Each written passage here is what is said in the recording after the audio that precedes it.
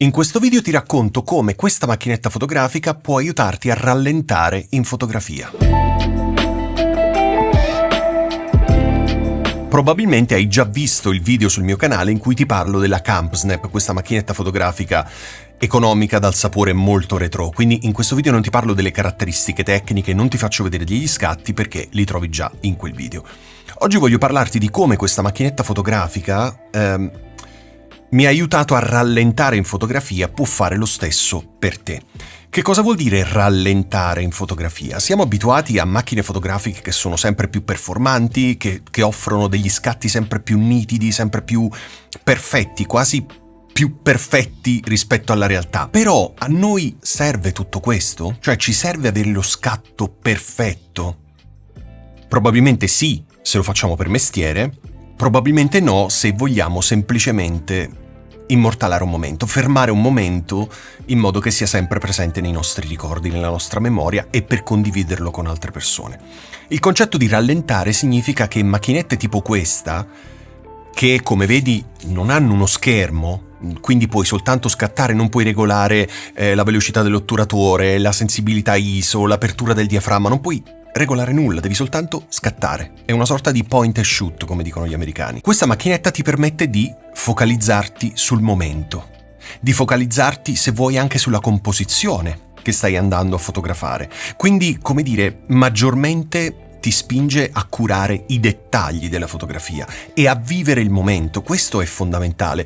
Quando ho fatto il video di questa macchina fotografica e sotto quel video c'erano dei commenti ma le foto fanno schifo, oppure non ha senso, eccetera eccetera, non era chiaro un concetto. Io ho spesso risposto a quei messaggi dicendo: non stai comprando una macchina fotografica che ti fa le foto meravigliose, se no non costerebbe pochi dollari. Stai comprando una macchinetta fotografica che ti permette di fare quello che appunto ti ho raccontato. Quindi non ci importa la qualità fotografica, sicuramente è decente.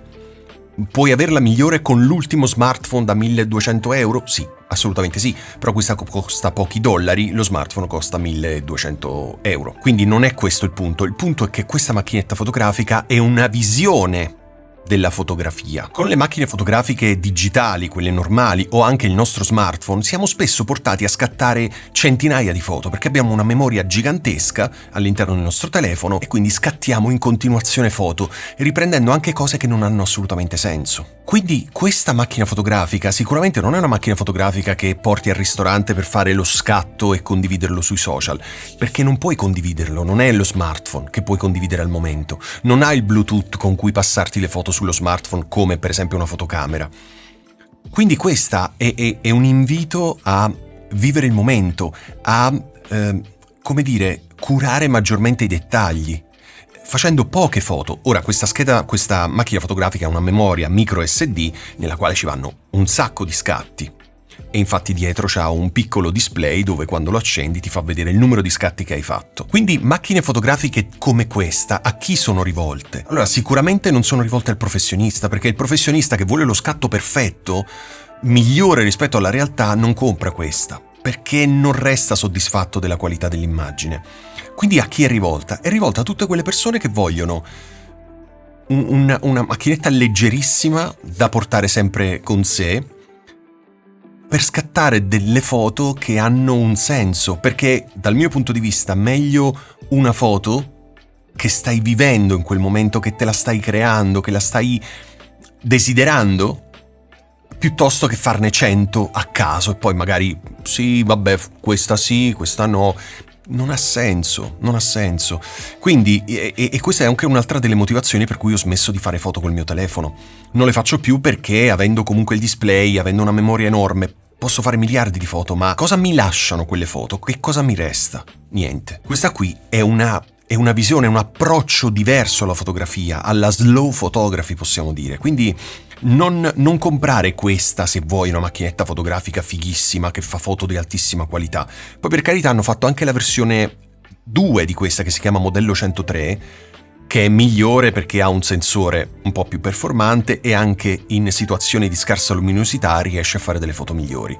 Quindi adesso, a parità di prezzo, sicuramente comprare il nuovo modello ha senso. Però se hai già questa non ha assolutamente senso fare l'upgrade, così come io non l'ho fatto e non lo farò, perché non ha senso. Questa è bella perché ti crea quella famosa imperfezione che rende le foto uniche e originali. In un mondo dove tutte le foto sono super perfette, avere una foto che è imperfetta la rende molto più vera, molto più naturale, molto più spontanea, se vuoi, no? C'è una connessione tra te e il soggetto, oppure quello che stai riprendendo, è tutto un altro pianeta.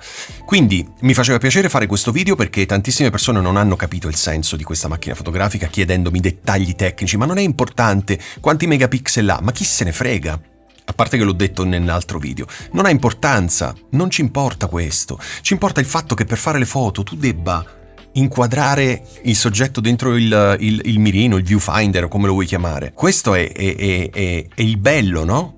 Tutto il resto è tecnologia. E in un mondo che va sempre più veloce, prendersi un momento per fare una foto, un momento intendo per viverlo, secondo me è la cosa migliore in assoluto. Quindi volevo semplicemente condividere questo concetto partendo da questa macchina fotografica, perché secondo me rallentare anche in fotografia sicuramente è una cosa migliore. Poi, ovvio, se devi fare delle foto per lavoro, delle foto che devono essere stampate, delle foto che devi consegnare al cliente, questa non ha assolutamente senso. Ma se le tue foto vanno su Instagram, vanno su Facebook, o dove tipo semplicemente le devi scambiare con delle persone su WhatsApp o altro, questa macchinetta fotografica è più che sufficiente. Spero che questo video sia stato interessante. E se ti interessano le caratteristiche tecniche, ti ripeto, ti lascio in descrizione il link al video sulla CampSnap, ma penso che la cosa più importante sia quello che ti ho raccontato oggi, cioè che cosa rappresenta questa fotocamera nell'ambito della fotografia imperfetta, possiamo dire. Bene, grazie mille per aver guardato questo video. Se hai dubbi, domande, curiosità, commenta e io ti rispondo nel più breve tempo possibile. Grazie mille e alla prossima settimana.